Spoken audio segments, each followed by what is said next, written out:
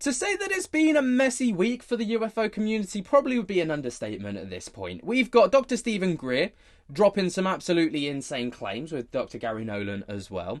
We've got the Panama Venom stuff, which obviously has taken the internet over by storm. We've got some serious claims being made by UFO whistleblower Matthew Brown to Jeremy Corbell and George Knapp, who is fresh off of his UFO hearing in front of Congress. And we've got some crazy, insane claims being made by the Skywatcher team, alongside some tense moments with Matt Laszlo and Representative Luna. Let's get everything started with Stephen Greer and Gary Nolan. Dr. Stephen Greer has just made some, I'm gonna say it, bombshell claims. Bombshell, right? So over on WatchMojo.com, which I was really surprised to see this, because WatchMojo.com is typically like a top 10, top 5 kind of YouTube channel, but they've done an entire interview where Dr. Stephen Greer on the UFO Criminal Cabal and CE5 Contact unveiled episode 23, right, spoke about some very, very interesting things. And we're going to kind of go over the key highlights of this, because what he was talking about is pretty significant. And he even goes on to call out some major players within the UFO space, which as well is something that we're seeing a lot more of at the moment, which I'm not necessarily sure I'm a fan of, because the whole idea of UFO exposure transparency is unity. That's kind of the best way that we get this, which the UAP hearings have done a fantastic job of doing, which is to bring unity to these whistleblowers, and also to a degree a form of protection through exposure, okay? But we're starting to see a lot of big players in this field go head to head against each other. Representative Luna, Lou Elizondo, Ross Coulthart, many other people. You know, all of these people are starting to really kind of butt heads. Ross Coulthart even called out Congress recently for basically not doing enough, or just kind of sitting on this information. And it's quite significant. So one of the first kind of key points that he talks about is that Joe Rogan isn't actually allowed to talk to Stephen Greer directly, and was forced to remove his interview from the Joe Rogan Experience. Have a little listen to this, because obviously that's quite significant. What you'll find is that the people who actually know all the truth about this will not be allowed to speak about it on large platforms. Like I was on Joe Rogan back in 2013 or something. And in order for him to get his $100 million, they had to take my interview out of the lineup. Right? Yeah, I watched it in preparation for this interview. I had to go and find it. Somebody else uploaded it on YouTube, and I was able to watch it. Oh, really? Oh. What was remarkable was that, you know, your story has not changed one bit since 2013. It's been this exact same thing. And so Joe Rogan in particular has seemed so embracing of this whole UFO disclosure thing, and has had many other people on his show, but hasn't invited you back and rarely speaks about you, which I find odd. He's not allowed. It is very odd, and he obviously says there that he's not allowed to. But who is putting that stopper in place? Obviously, we know about the whole Spotify deal and all the rest of it. There was a huge controversy around it when he basically sold all the rights to this, right? But that's quite significant. That is quite significant that he's not allowed to speak about Stephen Greer. And he's already got, like, a lot of people are involved. So he's got Lou Elizondo he spoke to Representative Luna recently, he's spoken to David Grush, like lots of people. Like one of his big USPs is the UAP advocacy that he goes down, but he's not allowed to talk about Stephen Greer, which I find highly, highly interesting. Now he also says that makes some comments about Donald Trump, right? So he states that Donald Trump doesn't want to take on the UFO issue right now, but will be forced to because disclosure is coming before 2028. Now, we've obviously had a lot of time frames from a lot of people. We've got Jeremy Corbell, who came out in it was like a trailer of some kind recently, where he stated that there's going to be some catastrophic disclosure in 2027, which was interesting. Let's take a little listen to what Stephen Greer's got to say, because obviously 2027, Greer's saying 2028.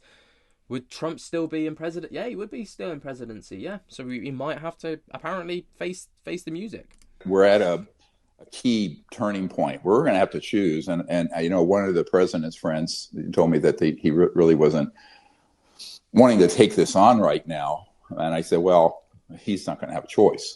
You know, as I see it, there's not going to be a choice. This is going to happen on his watch, and it's going to happen well before in 2028. This is only 2025. And like it or not, this is all going to come out, and it has to be managed properly.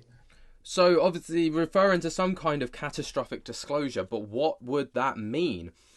Like, the thing is, right, is with Stephen Greer, a lot of people, even down in the comments of this clip that I've just shared, right here, for example, if he keeps saying things like that, one of these years he'll be right. A lot of people say that he's said the same thing over and over and over and over and over again, and he keeps throwing out these years, right? So another one comment right here. Oh great, another the goalpost got moved again. Now it's 2028. Lol. Look, I hold no malice towards Greer, but he's full of shit, and has been for 35 years. Another timeline, another mark on your calendar date by Greer. Not the first time. A lot of people don't necessarily buy into this potential narrative. There's also some other things as well. Now, this is where it takes a bit of a turn, because Stephen Greer is asked about the Nazca mummies, of course, the ones that were found and are currently being held by Jaime Maussan. They were presented in front of the Mexican Congress back in 2023, if memory serves me right. And they've been a huge talking point for sure. A lot of people say that they are completely legit. A lot of people say that they're nothing more than smoke and mirrors, or cake was even one of the things. Paper mache was one of the things as well. But he was obviously asked about them, and he goes after Gary Nolan, claiming that he was paid, get this, to fabricate the Atacama skeleton analysis, and says that he can prove it. This again is one of those times where we're just seeing people batting off against each other, and it's not. Well, I'll get into that in just a minute. The other topics that have been making the rounds, there's the Nazca mummies, which have been getting increased exposure in recent weeks. And this ties into what you featured in your first documentary, Sirius, about the Atacama humanoid, and it ties into, you going back and rewatching that. I was surprised because I didn't remember what a large role Dr. Gary Nolan played in analyzing that being, that body. And then looking at the things that he has said publicly since, it kind of contrasts with what was presented in the film. What's your reaction to the findings and the statements that he's made about it? Well, we know they were false. And around the time we handed off the DNA sample to him, he received about a little over $3 million in funding from the Department of Defense. And the top two geneticists in the world, one of whom worked closely with Watson and Crick, who, of course, discovered the DNA molecule, have analyzed the work he did and said it was deliberately fraudulent, and that it almost absolutely did not reflect, and it wasn't even done properly, how you would do what's called ancient DNA, not a living species like you or me doing a DNA sample, but something, that's very old, decades or hundreds of years old, which we don't know. So unfortunately, that research was completely fraudulently done, and we can prove it. Now he's getting money from CIA to prove that the NHI are creating brain damage in humans, when in reality, all those occurrences are man-made psyops, as I just described. So it's disheartening. And the question is, what's your price? What is your price? A lot of people are saying, if this is true, right, where's the evidence to back up some significantly bold claims? And again, echoed in the comments section is people saying, right, if that is the case, we hear what you have to say here. Can you prove what you're saying? Because you're saying to us that, he's been bought off, that he's fraudulently put out this evidence, but Prove it. It's so interesting. So interesting. And again, we're just seeing people batting off each other. Like, you know, Gary Nolan's the bad guy. Ross Coulthart's the bad guy. Representative Luna's the bad guy. Lou Elizondo's the bad guy. David Grush's the bad guy. Greer's the bad guy. We're just seeing it back and forth all the time. Instead of this kind of like unity, it's almost like everyone wants to be the guy that brings out the UFO information, right? And they want to be top dog. And instead of working together to raise the topic, it's like, I'm going to push you down because it puts me above the parapet for my information. I'm going to discredit you in any way that I can because it makes me then look more credible. Then I become the number one source of information. Some people would argue what comes with that being that top dog of information? Lucrative deals. Now, you've probably heard about the Panama Venom stuff. You know, the black symbiotic looking goop that's been going viral online. Well, is it as true as we once thought it was? If anything's captured the UFO community right now, it's this alleged Venom meteorite that apparently crashed into someone's back garden. They've taken it on, and now it's kind of grown and amalgamated into this thing. Many people believe that this is something legit, and it looks like something ripped straight out of the Sam Raimi Spider-Man movie. And many people think that it's a hoax. We're going to dive into it today, play both sides of it. We're going to see what, obviously, this whole thing's all about, and then we're going to, you know, get into the nitty-gritty of it. So, in case you've not seen it so far, a man called Kin Panama over on TikTok has been sharing his journey with something that crash landed in his backyard, right? And he's taken it on, and it's kind of amalgamated into this venom-like symbiote. It's really weird to see. This is the video that initially kind of sparked a lot of discussion. Si algo me preocupa es que algún día se desprenda de la roca, pero por ahora no. Por ahora le mantengo su crecimiento paralizado, pues no lo dejo tomar mucha luz. Cuando toma luz solar, crece. Por eso que lo mantengo en la oscuridad. Esto no se alimenta, esto no respira, esto no toma agua. Solamente lo que recibe energía es como de la luz solar.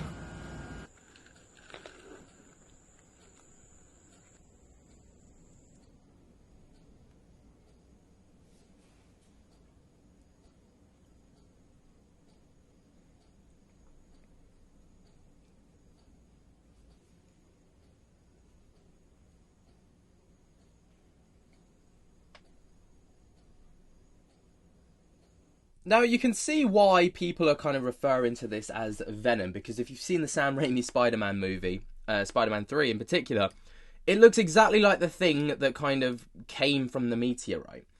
And over time, this thing has grown, right? It's completely grown. And it also looks like something from that movie Life with Jake Gyllenhaal, Ryan Reynolds, and all the rest of it. Because of the way that it moves, or the way that it is. This is how it's kind of developed, allegedly.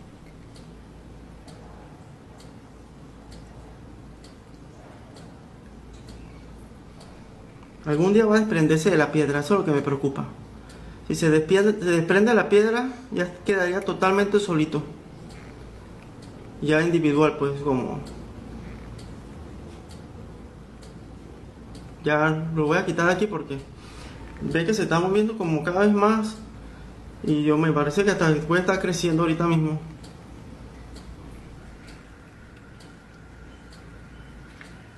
No. Ya que ustedes no son los que están aquí. Ustedes no son los que están aquí.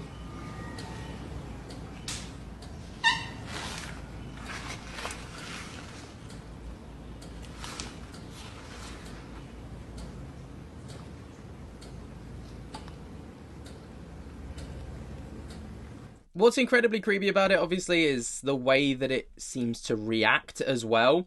A lot of people believe that this is completely legit. Now, looking over at the TikTok page, Kin Panama, This page has racked up over 216,000 followers incredibly quickly, and the videos that they're posting have racked over hundreds of thousands, if not millions of views every single video. Now, prior to this person never really posted anything to do with whatever this thing is. As you can see here, it's just kind of random videos.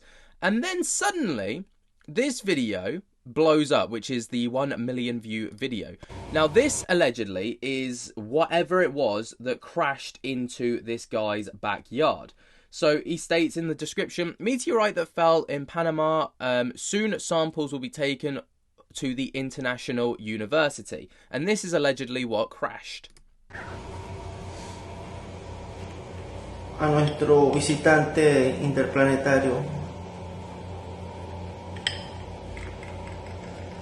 Ustedes están siendo testigos de este hallazgo aquí en Panamá.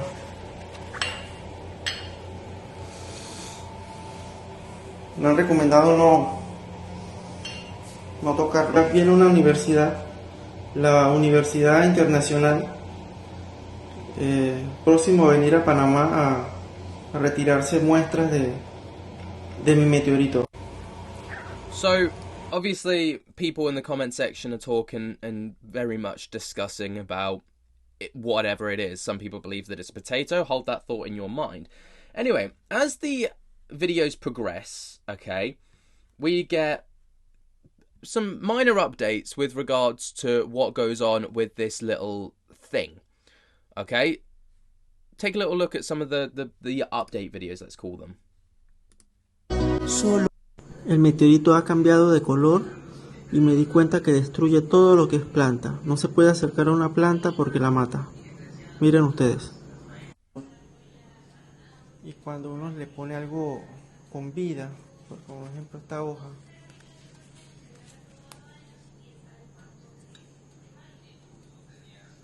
no le pone algo con vida,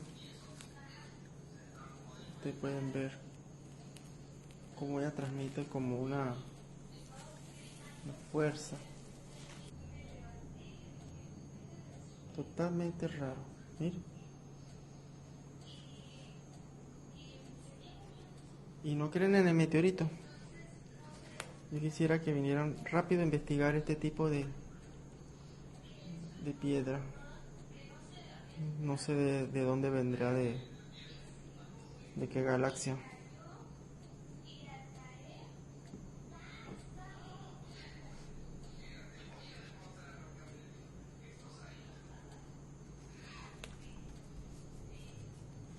Totalmente a lo que es orgánico, como que lo destruye.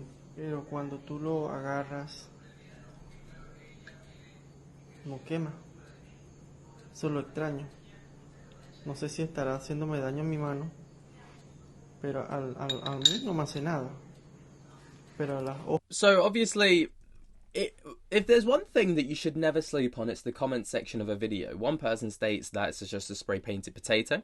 Another person stated, did he delete the video of the burning crash site with the matches on the ground?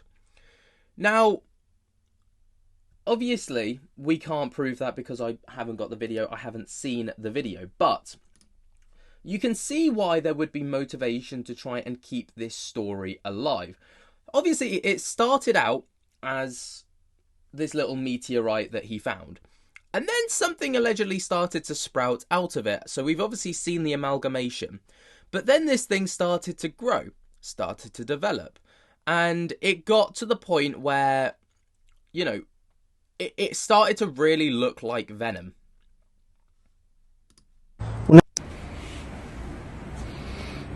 Hoy vino unas personas que me contactaron y parece que son especialistas en esto.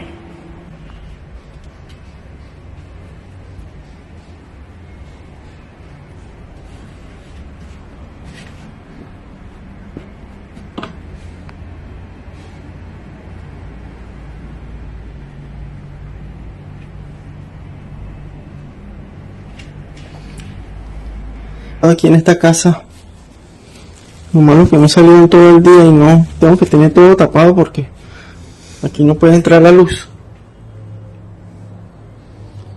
Acuérdense que la luz se alimenta de esa cosa que está creciendo.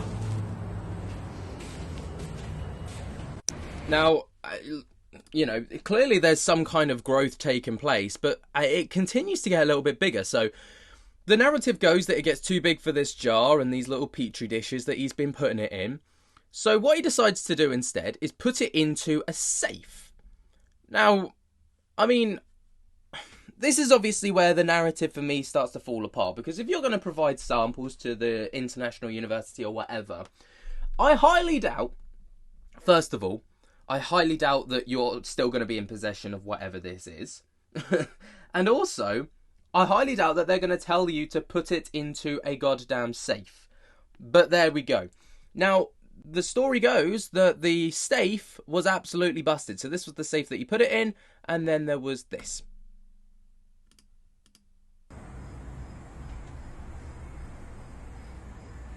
Vamos a pensar que esto nació de un meteorito.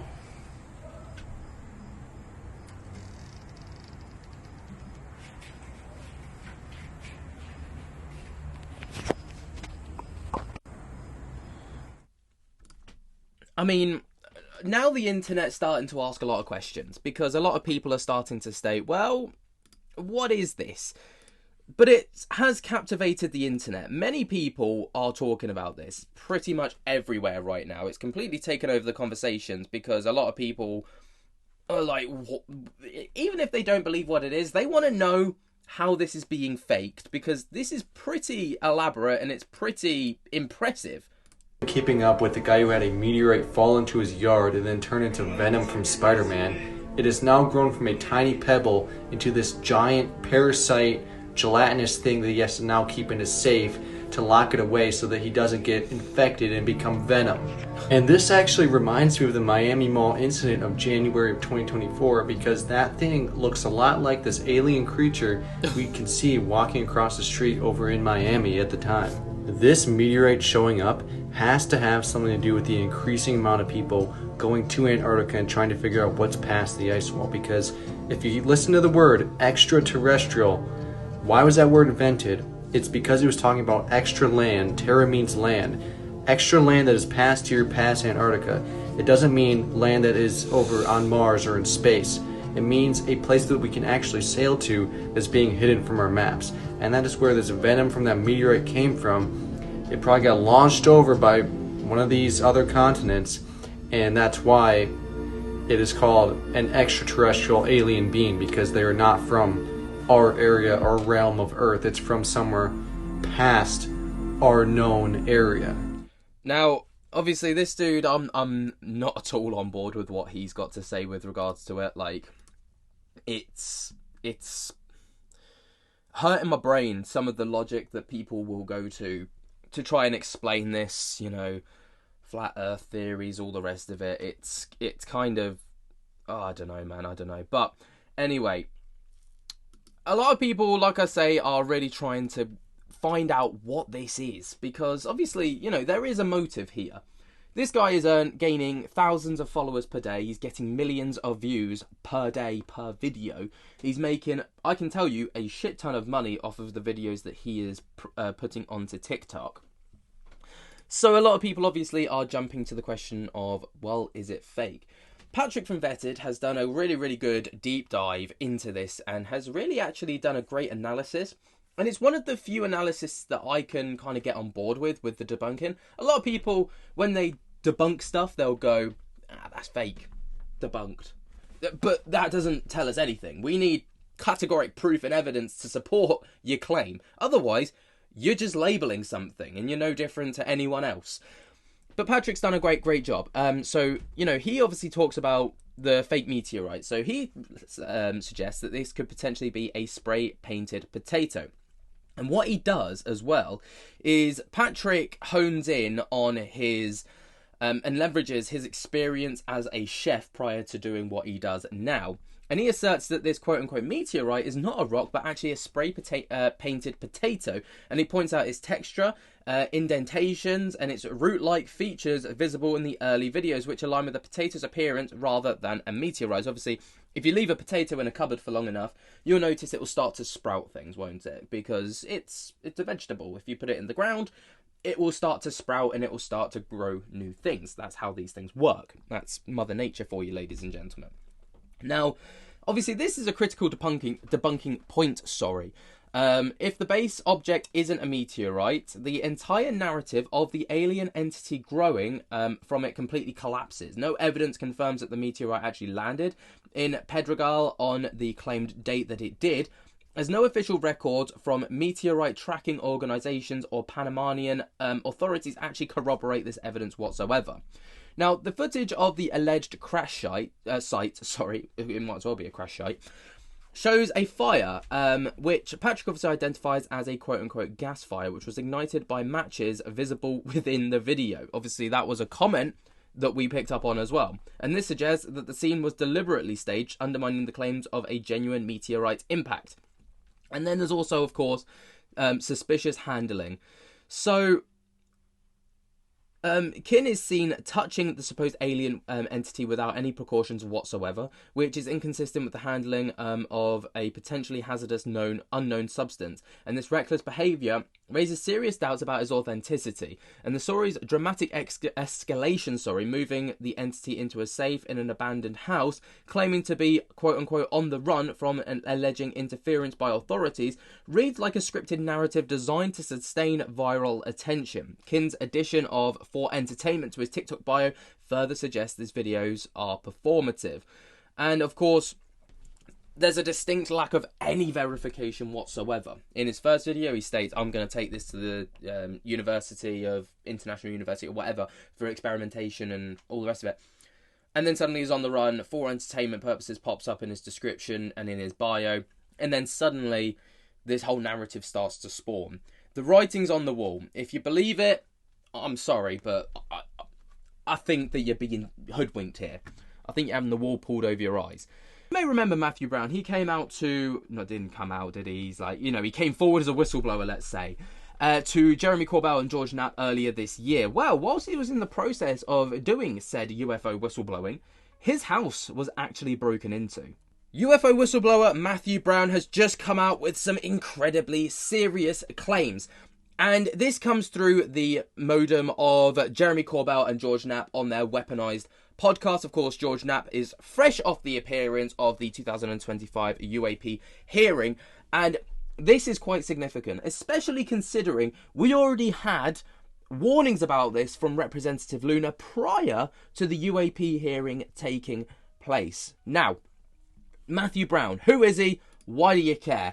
So obviously Matthew Brown is a former US national military official who worked as a policy advisor for the Office of Security of Defense, a technical advisor for the Office of the Undersecretary of Defense for Intelligence and Security, and a program advisor for the Department of State. He obviously gained prominence in early 2025 as a whistleblower, alleging the existence of a covert Pentagon program called the quote-unquote Immaculate Constellation, which I'm sure you've all pretty much heard of, which he claims collects images and videos of unidentified aerial phenomena or anomalous phenomena, commonly known as UFOs obviously, from classified military servers without congressional oversight. And Brown says that he discovered the program in 2018 while analysing metadata as a Pentagon insider and spent years investigating before actually going public.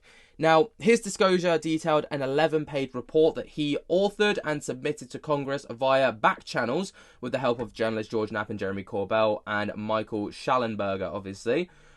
Describes an AI-driven system that automatically routes UAP-related media into hidden compartments, bypassing standard analyst review. Obviously, he became prominent because he appeared on the Weaponized podcast, told his story, gave the documents to Jeremy Corbell, who then handed them over to Congress during the 2024 hearing.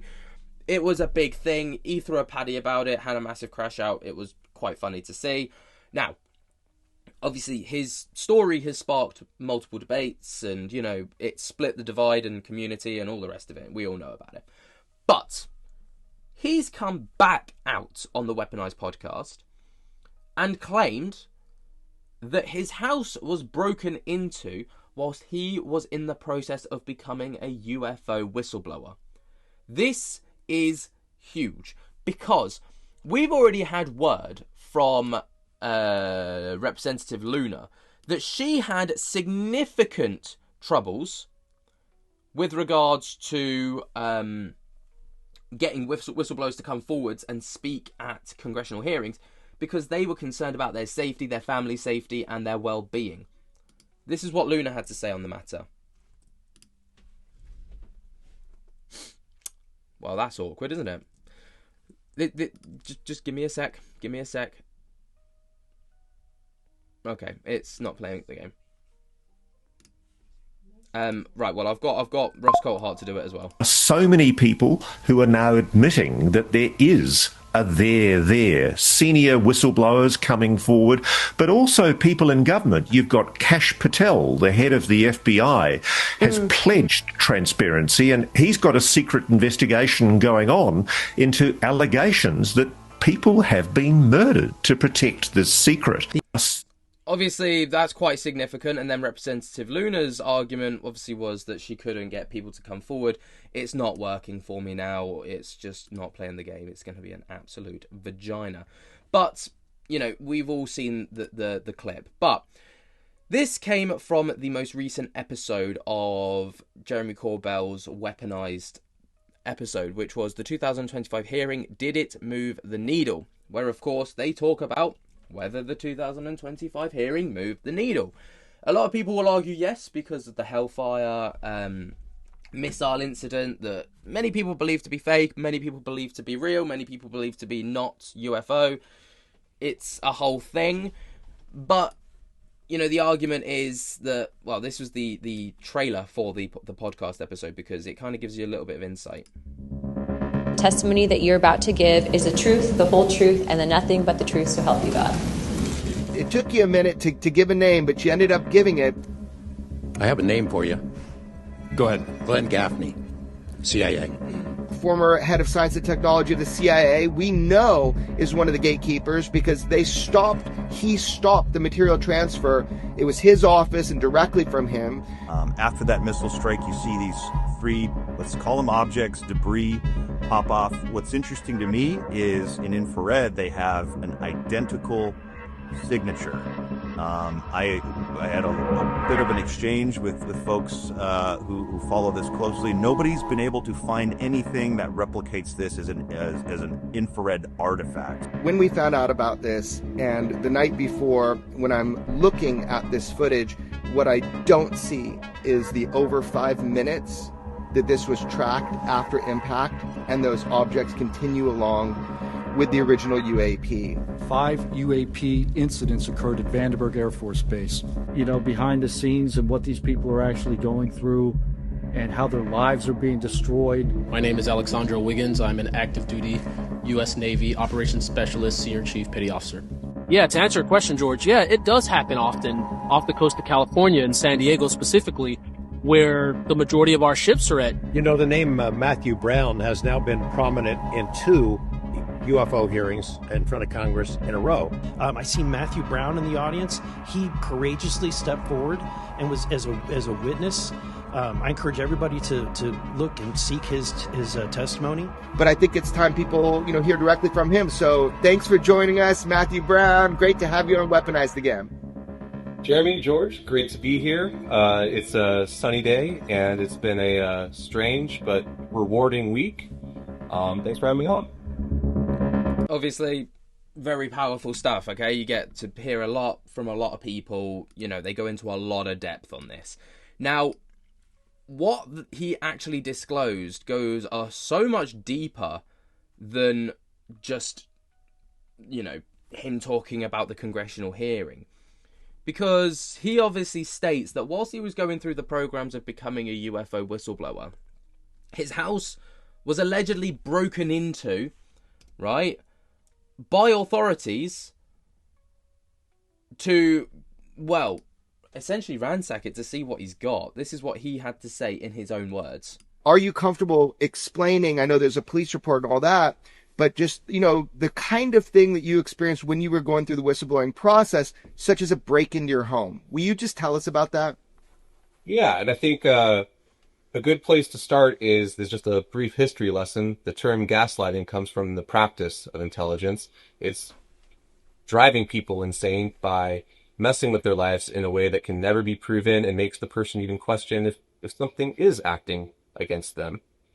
So in situations like that, like the Stasi is most infamous in our recent history for practicing this, it's almost worse for the victim of such tactics to go public. Experiences that I've had like that, there's so many that I know I can never prove, and almost even more that I don't know what they were. But I guess one of the first and the worst was having our home broken into while my wife and I were there sleeping with our animals. Just a normal weeknight. It was very shocking to slowly wake up and realize over the course of the morning what had happened. And knowing that these people were in my home and could have done anything they wanted to at any time. You remember being touched like that. Yeah, I mean, there's an official, this is, over the years of knowing you, this is like, there's an official police report about this. And some of this happened to a lot of people like Lazar back in the day, these strange break-ins to the home. As you said, it's almost worse to report it publicly because that's kind of the tactics at hand. But one of the things that, if it's okay to talk about, I mean, they laid out family identifications as if they were photographing it and smashed something of great value, emotional value to you. It was not a robbery. It was a message. Can you expand on that? Yeah, I don't want to, cross any lines of sort of privacy here, but yes, personal documents and personal identification documents were left out in a way to indicate that not only were they in the house long enough to gather such things, but clearly, this isn't a robbery. As for personal effects, it was a very clear message. I had, at the time, the remains of my grandfather with us, and those were removed from the house and left next to the garbage. It's sickening, really, to hear this testimony from Matthew Brown, to hear what he's experienced, all because he's just trying to tell the truth. Obviously, at this current time, it is not backed up with any evidence because there is a police ongoing report, so I don't expect evidence to support this claim. But the fact that this has happened, and it's not the first time that we've heard about this, like Jeremy said there, Bob Lazar had this all the time because he was like one of the OG UFO whistleblowers. It's quite common practice to hear about this. Obviously, not too long ago, last week I think it was, or maybe the week before now, we had David Grush get confronted with a weapon brandished on him prior to him going on his way into the skiff to meet with Representative Luna. That's crazy. Whistleblowers deserve a lot more protection, and that was the whole idea of this UAP hearing, is to provide whistleblowers with protection. But the question is, how? How can Congress promise that these whistleblowers will get the protection when they're in the comfort of their home, which is supposed to be their safe place, and they've got people breaking in and leaving messages like this, that we're onto you kind of thing. Now, obviously, Brown detailed there the home invasion in the latest episode of Weaponized, and he describes it occurring during a multi-month whistleblower process in late 2024, early 2025, as he navigated the protections and submitted his report. Now, the timing and context. So the break-in happened while Brown was actively seeking whistleblower status and coordinating with congressional allies. He portrays it as part of an escalating intimidation following ignored intentional reports and deleted files at work. The intruders apparently entered his home which obviously the exact location is undisclosed for his safety. Nothing of value was actually stolen. No electronics, cash, or valuables were disturbed. Instead, personal identification, ID reports, passports, and stuff like this were deliberately rearranged and left prominently displayed, suggesting the intruders had ample time to research and wanted to prove that they could access sensitive information. The cremated remains of Brown's grandfather, obviously kept in the home family memorial, were removed, and the secure spot in the place outside next to a garbage bin, a deeply personal desecration, of course. Now, Brown obviously labelled this as a quote-unquote very clear message, not a random robbery, but a psychological operation to intimidate and warn him against proceeding. He notes that the precision, quote, they were in the house long enough to gather such things. It was a very clear message. This fits a pattern of, quote, soft threats reported by other UAP whistleblowers like Grush's claims of a career sabotage and surveillance. Now, obviously, this has broader implications for UFO safety, ongoing fallout, and people moving forward not necessarily feeling safe in their own home, not feeling safe enough to potentially even come forward. And it's another step in the wrong direction, where whistleblowers will most likely feel empowered from something like the UAP congressional hearing, then hear something like this and be like, actually, this is exactly why I haven't done it yet. I'm gonna put the back burners on this. And then we're no further forward. So the PSYOP essentially worked. Let me know what you guys think about this down in the comments below. Of course, at this current time, they are just claims, but you know, there's a police ongoing report, so I should imagine, you know, there'll be something might come of it. We'll have to wait and see. Now, the weirdness of the UFO topic is already kind of like up here. But when you throw in the possibilities of a psychic connection between a human and UFO craft, or a human and potential NHI, it just blows everything out of the water. Okay, ladies and gentlemen, I'm not gonna say it. It's not the B word today. It's crazy, but I don't think it warrants a B word. I mean, I've been saying for the longest of time, and echoing the sentiments of a lot of people, that Ross Coulthart is a man who used to be full of the evidence.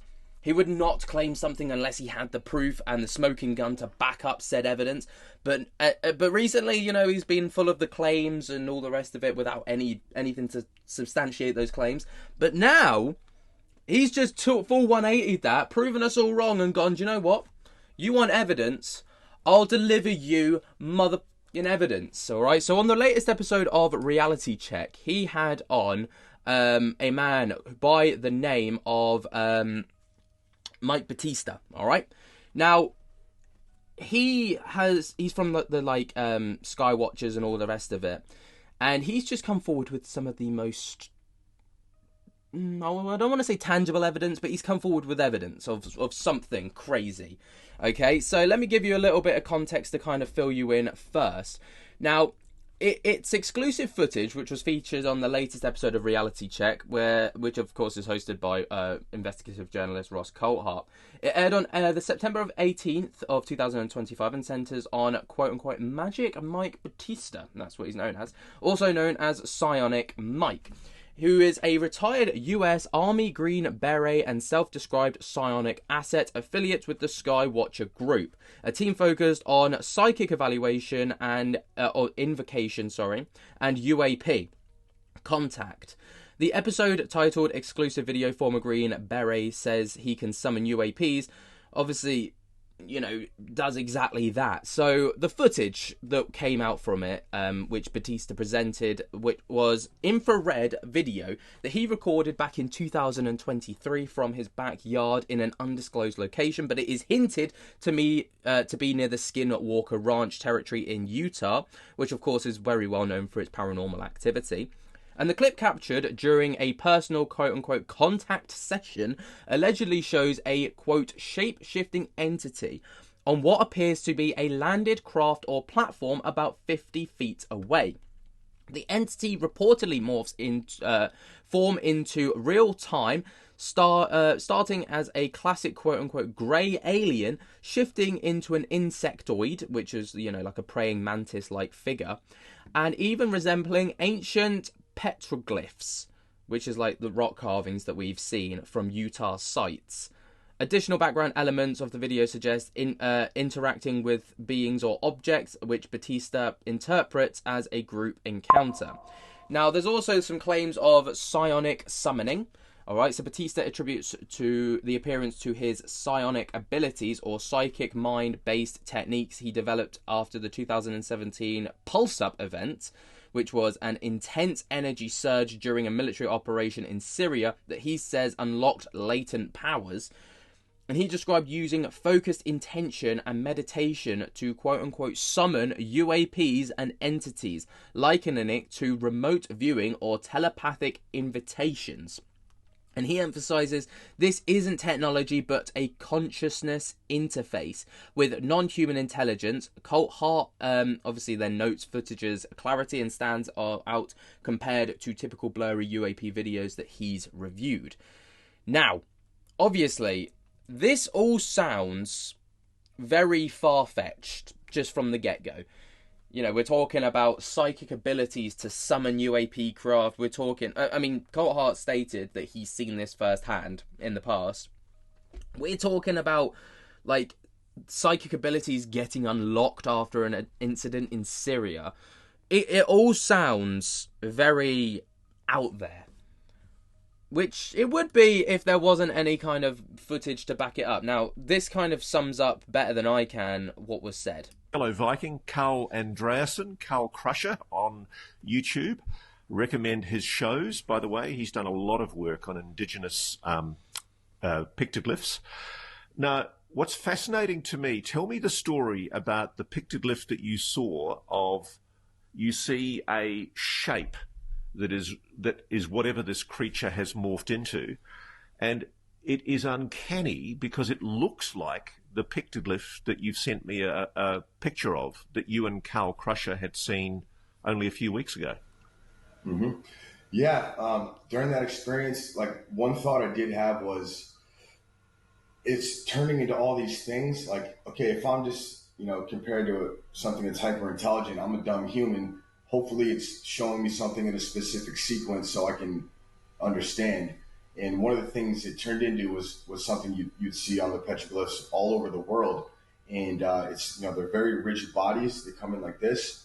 And it was holding a shield. And like it looked like something else in its hand too.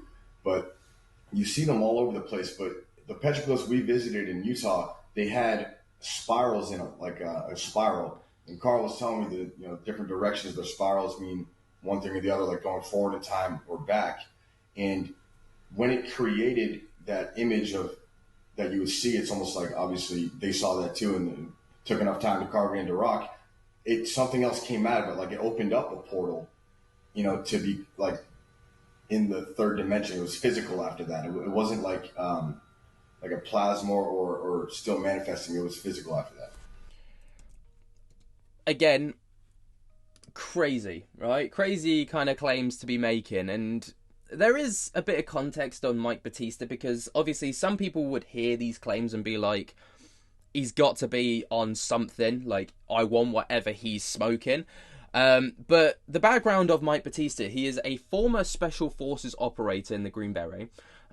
With combat experience, and Batista went public as a psionic asset earlier in September of 2025, and he's part of a growing psionics movement in the UAP circles, blending military discipline with paranormal practices. Pre-military, he studied psychology, and he got a PhD from the University of Western Ontario, which he says informs his psi work.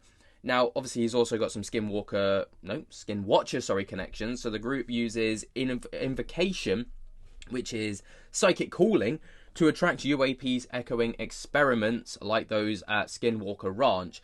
Now, Batista's role involves field ops, including summoning in high strangeness areas. So, he's got credentials. He's not a stupid person, to say the very least. And he's very well accredited with a PhD and background in special forces. But this is the video that he delivered to Ross Colt Hart, and the one that has kind of taken the internet by storm.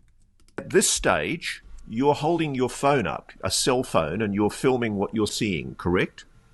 Yeah, I believe that was shot on a Galaxy. Okay.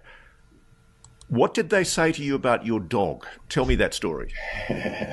So, again, it was like infant stage of NHI communication. And, I asked him to land, and then I instantly got this thought response back in my brain saying, we'll land, but only if you put your dog away in the crate. And I was like, oh, that's a strange request. I don't know. I don't know what to make of this personally, because I don't usually like to share my opinions, because not everyone likes to hear my opinions. But at the same time, it's like I've heard some really far-fetched things that have come to actually bear weight. So I'm not going to shit on it, but at the same time, we're talking about psychic ability. We're talking about crossing over between, like, mediumship and aliens here. Or NHI. I don't know. It's a crazy thought. But then if these guys are or these beings are super advanced, who's to say that they haven't unlocked this kind of level of psychic ability and, ability to communicate through thoughts? I don't know. It's crazy to think. And tensions are running high between Congress people who are trying to, bring forward UFO disclosure and the people that desperately want the UFO disclosure. Now, you'd think we're all heading in the same direction, but apparently not. Over the past 24 hours, there's been a lot of information being dropped by Matt Laszlo and Ask a Poll from representatives, including Representative Luna and Representative Bircher and all sorts of different people, right? To the point where, like, instead of making a multitude of different videos, I'm just going to put it all into one video, trying to collate it all as best I can and deliver it to you guys, because there's a lot to get through. And like I say, there's just news coming out here, there and everywhere, to the point where it's really hard to keep on top of at the minute.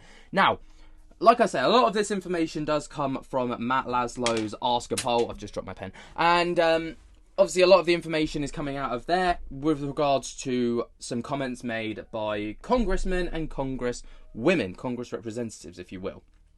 The first thing we're going to talk about is the fact that Representative Tim Burchett says that quote-unquote entities are coming from 5 to 6 feet deep water site, or 5 to 6 different deep water sites on Earth. Sorry, what? Just casually drop that one in there, Mr. Burchett. Let's take a little listen to what he's got to say. What if these are entities that are here on this Earth, that have been on this Earth, that who knows how long, and that we think they're coming in from way out. Maybe they did millennia ago, but they're here, and they're in these deep water areas. And that's why, like we say, we know more about the face of the moon than we do what's going on there. Now, we have a higher propensity of sightings around these 5 or 6, I believe, deep water areas. And so to me, it just it creates a question there. And then when we have naval personnel telling me that we have these sightings and that there's these underwater craft they're chasing that are doing hundreds of miles an hour, and the best we've got is something that does maybe just a little under 40 miles an hour. So I got a lot of questions about that stuff, and I mean... So do I, Mr. Burchett. So do I. A lot of questions. More specifically, what on earth is it, even is this? What on earth? Now, obviously, it reminded me of the movie Abyss, was also what Eric Burleson, on a UFO whistleblower testimony, has stated, and that was like kind of re-quoted within this, within the same kind of narrative of what Representative Burchett has just stated. Thank you for your patience. I was listening as I was eating dinner. I've been traveling. In fact, I've traveled to.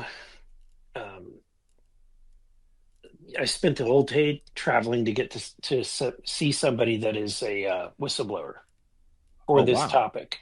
Wow. So, well, thank you for all the work you're putting in on this. All the boots on the ground. We appreciate it. This is the third trip that I've made this August recess. So when everybody else is fundraising, I'm spending this time heads down on this. So let me give you an idea, and I would say one of the most memorable conversations I've had was the one that I had recently, where Anna Polina Luna and myself met with a whistleblower. I had to travel to get there, and I mean, it took me an entire day to get there and back. And it was someone who is coming from the nautical source, and so the activity that's happening under the ocean is what he was talking about, and it was kind of remarkable. Almost reminded me of the movie Abyss. To give you asked me about a movie. Oh yeah. He didn't say Abyss, but the things he was talking about reminded me of the movie Abyss. Now, in regards to the water kind of formation or the like almost jellyfish manta ray beings? No, just that there's a structure in the deep ocean. Wild. Thank you. I'm not saying we're that trying to be rapid. I don't. And again, let me kind of say this. Obviously, that's quite a big deal, considering what we already do sort of know, what we don't really know at the same time. And considering, these entities are emerging from deep water sites, it aligns with the broader narrative of increasing UAP transparency efforts, of course. And then I believe it's USO, unidentified submergible objects, USO, which is the next kind of thing as well, because these two kind of things merge together quite well. And we know that Tim Gallaudet, who testified in front of Congress back in 2024, I think it was at the same time as Lou Elizondo, I think. I could be mistaken on that one, but I'm pretty sure it was. He's obviously, spearheaded a lot of this topic, especially. Now, the next thing that we're going to talk about is an alleged leak or photograph or something from the Roswell site. Now, we all know the Roswell site for its mystery, it's kind of shrouded in secrecy, right? But these photos have kind of come out from the Roswell site. Something akin to kind of this, right? And we've got some drawings and stuff that have come out with it as well from what we believe to be the case. Now, it came out from the National Archives, but a video obviously was found with no audio attached to researchers that is ongoing and documents and videos and photographs of the related Roswell incident of 1947. Now, a lot of people are saying that this is a load of BS. A lot of people are saying that this is completely legit, and this is like the first kind of cornerstone of evidence that we've had with regards to Roswell ever since it kind of happened, other than maybe like the whistleblower testimonies or the people that worked it or whatever. This is the footage that got released.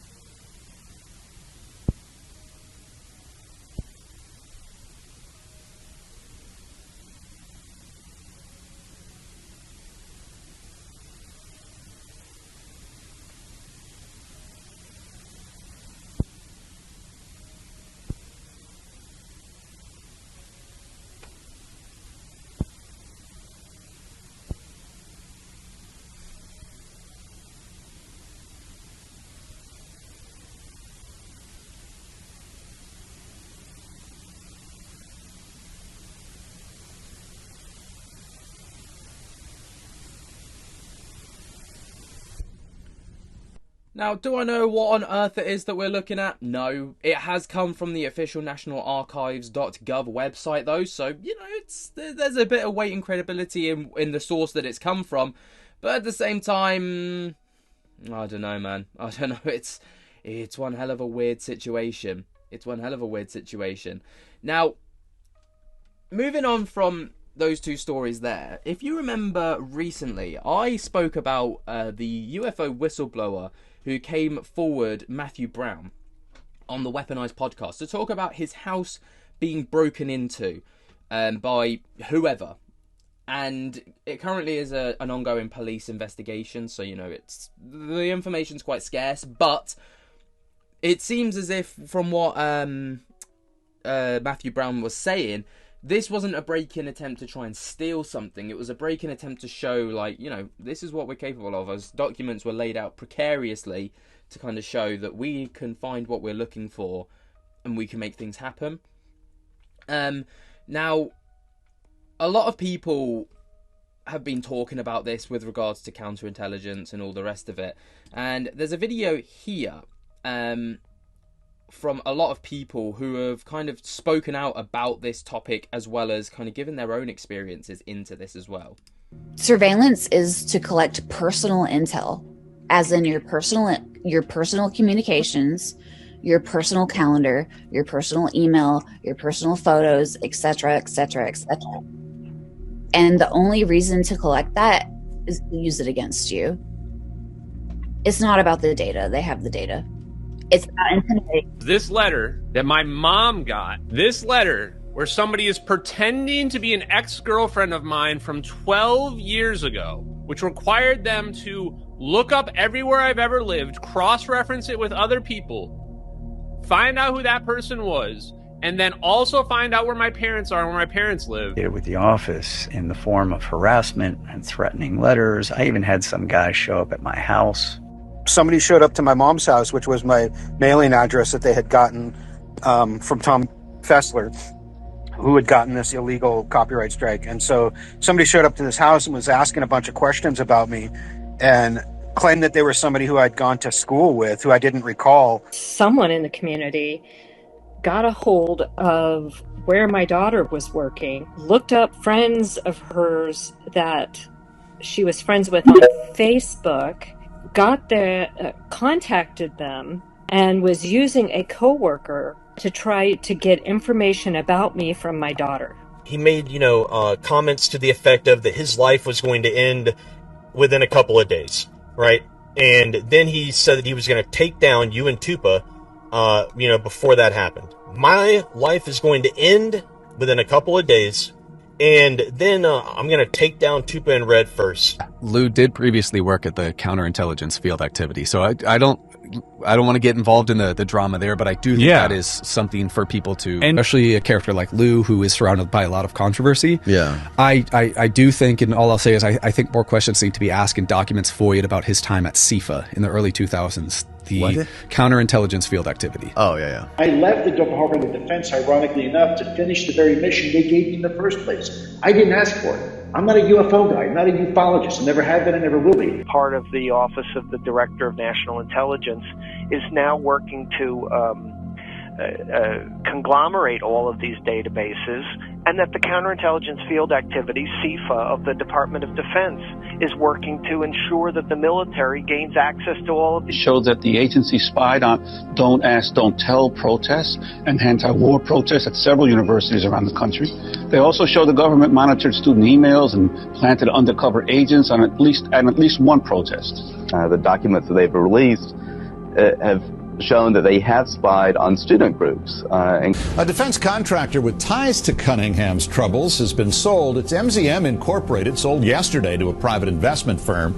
The head of MZM, Michael Wade, bought Cunningham's Del Mar home for more than $1.7 million. A recent raid and ongoing investigation into Representative Randy Duke Cunningham's deals with defense contractor. Organizers say Cunningham's alleged misconduct with a defense contractor is grounds for immediate resignation.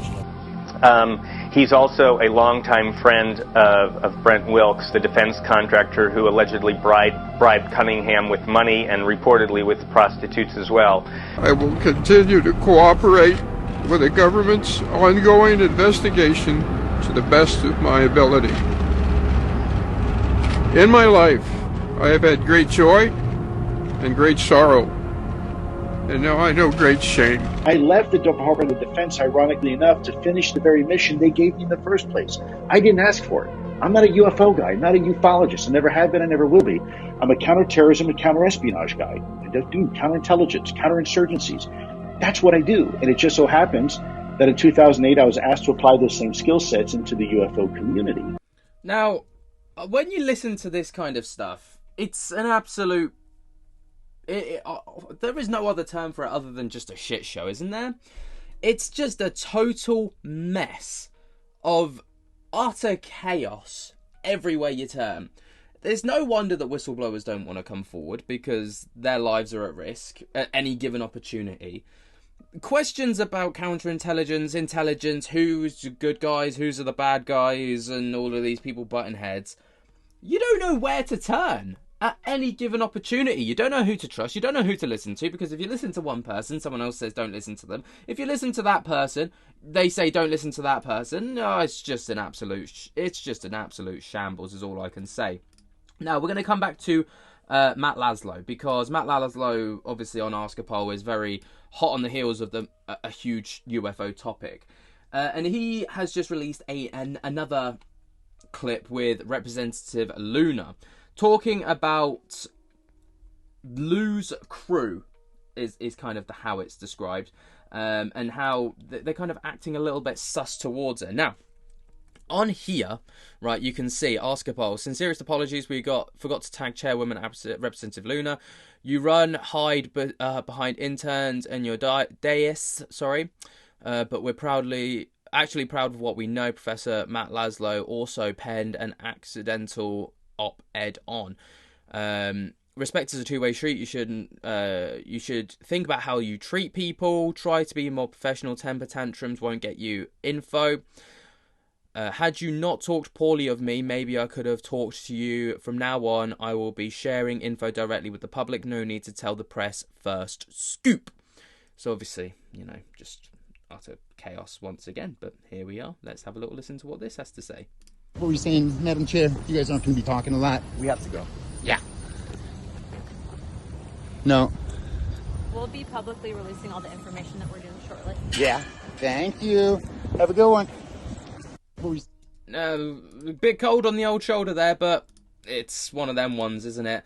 Now, Matt Laszlo came out and spoke about Representative Luna apparently seeing videos of alien bodies on a Florida Air Force base, according to Matt Laszlo. It develops rapidly, ladies and gentlemen. Before, we've only literally just got our head around UFOs, and now we've got NHI bodies, which, obviously, I wouldn't be surprised if this information came from the likes of David Grush, for example, because obviously he's stated to News Nation and stuff about, NHI beings and pilots and all the rest of it. Take a look, listen to this. BS. Luna, you have told me that you can't talk about bodies that you and Matt Gaetz saw. You told me that 2 years ago. You have the chairwoman, and you haven't had a hearing on the bodies you saw? Ma'am, you're a liar. Because guess what? You're either a liar, or you just neutered yourself. You've made yourself impotent as a federal lawmaker, as a chairwoman. Because either you saw bodies with Matt Gaetz at a Florida Air Force base? Where's the hearing you promised us last year? You said you were going to do a field hearing. Now you're the actual chair, and crickets. Oh, is that because you've been rendered powerless by Speaker Johnson and Chair Comer? Obviously, a very heated discussion there. This video was uploaded to YouTube as well. For anyone that's interested in taking a little look, Matt Laszlo, What You Need to Know, Observer of Anomalous Objects. You can check that out if you want to. But just crazy scenes in the UFO space. Like I said at the start of the video, this is developing literally by the hour. It's impossible to keep up at times. So I do my best, but what do you guys make of all of this? Let me know your thoughts and opinions down in the comments below. I apologise if this video comes across as a bit choppy and a bit like over here, then over there, and then over here. It's just because we're jumping through a lot of hoops right now. What do you guys make of all this? Let me know your thoughts and opinions down in the comments below. While you're down there, jump skip the hell out of that like button and subscribe. And until next time, I'll speak to you later. Peace.